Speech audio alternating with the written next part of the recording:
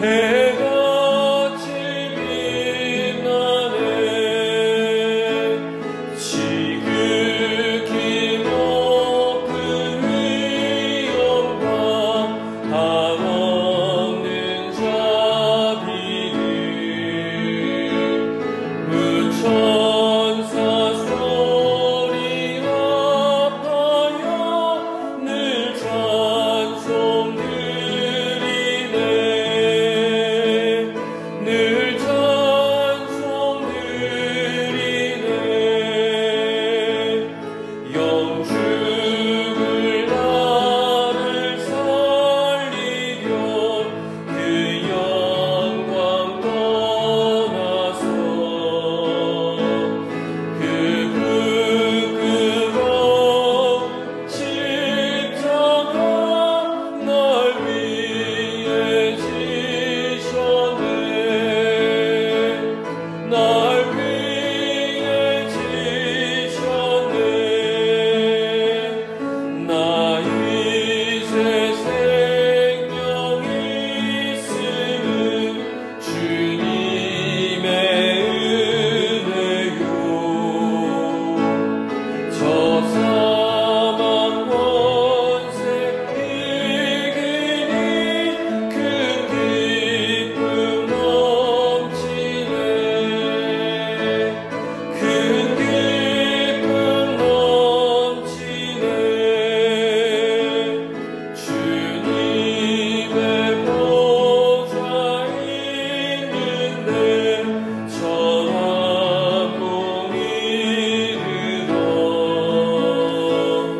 그 영광 몸소 배울 때 내 기쁨 넘치리. 내 기쁨 넘치리.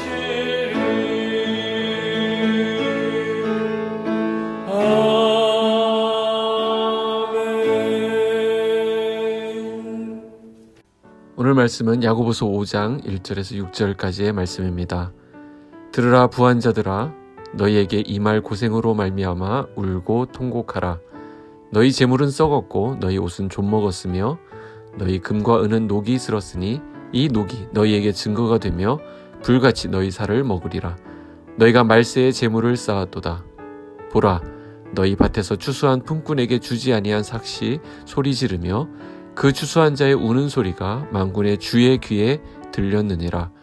너희가 땅에서 사치하고 방종하여 살육의 날에 너희 마음을 살찌게 하였도다. 너희는 의인을 정죄하고 죽였으나 그는 너희에게 대항하지 아니하였느니라. 아멘. 자, 오늘 말씀해 보니 야고보는 과거 구약 시대 선지자들처럼 부한 자들을 향해 매우 단호하게 경고하고 있습니다. 통곡하고 운다 이렇게 말하는데 이 근거가 되는 내용이 너희에게 이 말 고생으로 말미암아 이렇게 말합니다. 이 고생에 해당하는 단어는 재난, 또 비참한 일이라는 뜻인데 여기에 대해서 야고보는 그들이 하나님의 심판으로 이 말 고난에 직면하면서 가슴을 치며 울고 통곡하게 될 것이다 라고 말하는 것입니다. 자, 우리가 여기서 한 가지 또 주의해야 될 상황이 있습니다. 성경은 단지 부자라고 해서 재물이 많다는 사실 하나만으로 비난하지 않습니다. 여기 본문에서 정죄하는 부자들의 문제가 있는데 바로 그들이 착취와 부정한 방법으로 그 부를 쌓았기 때문이라는 것이죠. 또한 소유한 재물을 성경의 명령대로 사용하지 않았다는 것입니다. 자기의 배를 채우기에만 급급했다는 것입니다. 가난한 이웃과 나누지 않고 자기 안에만 가두어 둔 것입니다. 2절 3절에 보시면 너희 재물은 썩었고 너희 옷은 좀먹었으며 너희 금과 은은 녹이 슬었으니 이 녹이 너희에게 증거가 되며 불같이 너희 살을 먹으리라. 너희가 말세의 재물을 쌓아도다. 하나님께서 물질을 주시는 이유가 무엇입니까? 그것은 청지기로서 잘 관리하도록 하기 위함입니다. 물질을 쌓아두는 것은 결코 하나님께서 기뻐하실 만한 일이 아닙니다. 그래서 지혜로운 그리스도인은 하나님이 나에게 주신 것을 나누는 것이죠. 이 나눔으로부터 더 많은 것을 하나님께 받게 되는 것입니다. 고대 다른 지역에서도 그랬던 것처럼 당시 부자들은 축적한 부의 대상물들을 보면 주로 이제 곡식이라든지 호화스러운 옷이라든지 값비싼 금, 은 이런 것들이었습니다. 여기서 재물은 당시 부의 척도가 되었던 곡식을 의미한다라고 볼 수 있습니다. 그런데 야고보는 이런 것들 모두가 썩었고 젖먹었다 이렇게 표현합니다. 자, 곡식이 썩고 옷이 젖먹었다는 표현, 또 금과 은이 녹슬었다는 표현이 다 비슷한 말입니다. 이웃과 나눌 수 있음에도 불구하고 나누지 않았던 그 이기심에 대해서 지금 지적하고 있는 것입니다. 그러니까 이 부자들이 소유하고 있는 것들은 모두 영원한 것이 아닙니다. 그렇죠? 그저 이 세상에 살 동안 잠시 있다가 사라질 일시적인 것들에 불과한데도 그들은 그것들을 영원히 소유할 수 있을 것처럼 아끼고 또 아끼고 모으고 또 모았던 것입니다. 4절을 보시죠.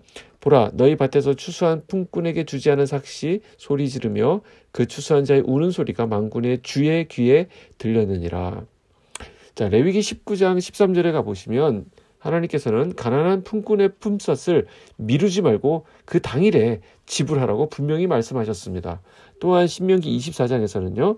품삯을 지불하지 않는 고용주를 품꾼이 하나님께 호소하면 그 죄가 그 주인에게 돌아가게 될 것이라고 말씀하셨습니다. 공의로우신 하나님은 결코 품삯을 착취당한 품꾼들의 절규를 무시하시는 분이 아니라는 것이죠.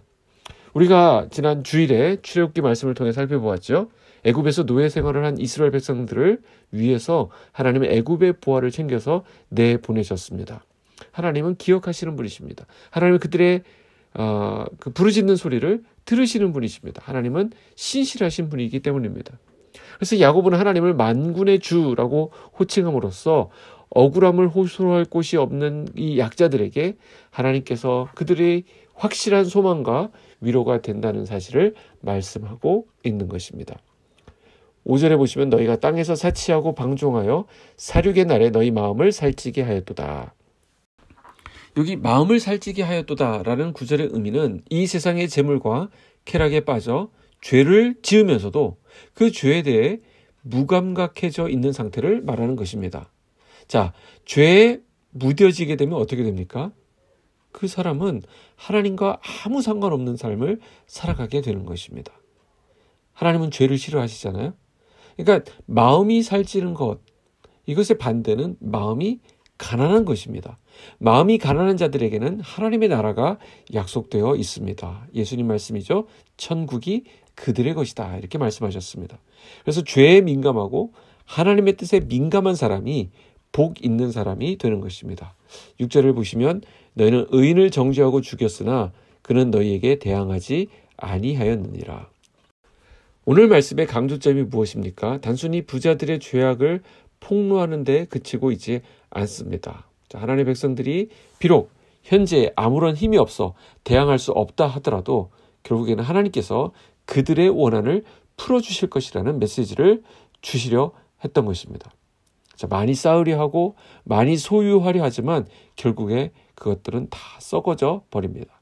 우리가 죽을 때 가져갈 수 있는 것은 이 땅의 것으로는 아무것도 없습니다. 오히려 하나님과 이웃을 위해서 흘려보낸 것이 하늘의 보화로 쌓이게 된다라는 것이죠. 오늘 본문은 우리에게 아주 중요한 내용을 전달하고 있습니다. 무엇입니까? 비록 가진 것은 적고 부족한 것들이 많지만 하나님만을 목적으로 삼는 인생이 얼마나 풍요로운 삶인지 강조하고 있는 것입니다. 자, 이런 점에서 우리의 신앙의 선배이고요. 또 진정한 부자로 살았던 전도서 기자가 선포했던 말씀을 오늘 우리가 귀 기울여 들을 필요가 있습니다. 전도서 4장 6절에 보면 두 손에 가득하고 수고하며 바람을 잡는 것보다 한 손에만 가득하고 평온함이 더 나으니라. 오늘 하루 그 어떤 것보다도 우리 손에, 우리 마음에 하나님으로 풍성한 그런 날들이 되시기를 주님의 이름으로 축복합니다. 기도하겠습니다. 하나님 아버지, 오늘도 지혜의 말씀을 우리에게 허락해 주셔서 감사합니다. 이 말씀으로 우리의 왜곡된 가치가 온전하게 바르게 회복되기를 소원합니다. 하나님, 우리는 우리 주 하나님을 믿습니다. 우리에게 일용할 양식을 주시는 분이 하나님이심도, 또 그 하나님이 필요를 따라 공급해 주시고 때를 따라 돕는 은혜를 주심도 믿습니다. 우리가 이 땅을 살며 성실한 주님의 청지기로 쓰임받게 하여 주시옵소서. 마음껏 욕심 부리며 쌓아두는 것이 복이 아님을 알게 되었습니다. 우리가 이것을 머리로는 알지만 삶으로 살아내지 못하는 우리의 연약함을 주여 긍휼히 여겨 주시옵소서. 오늘 본문에 나오는 이 부자들의 모습이 되지 않도록 우리의 내면을 계속 돌아보게 하시고 주님의 말씀 앞에 아멘하며 순종하는 우리들이 되게 하여 주시옵소서. 물질에 대한 선한 청지기가 되게 하여 주시옵소서. 오늘 우리 빛소금 성도들의 일들과 행사에 함께하여 주셔서 계획한 바가 이루어지게 하여 주시고 사업도 잘 되게 하여 주시옵소서. 물질이 들어오게 하여 주시옵소서. 돈을 획득하게 하시고 모을 수 있게 하여 주시옵소서. 그러나 거기에만 그치는 것이 아니라 잘 관리하고 주님의 뜻대로 잘 사용하고 잘 흘려보낼 수 있는 지혜도 허락하여 주시옵소서. 예수님의 이름으로 기도하옵나이다. 아멘.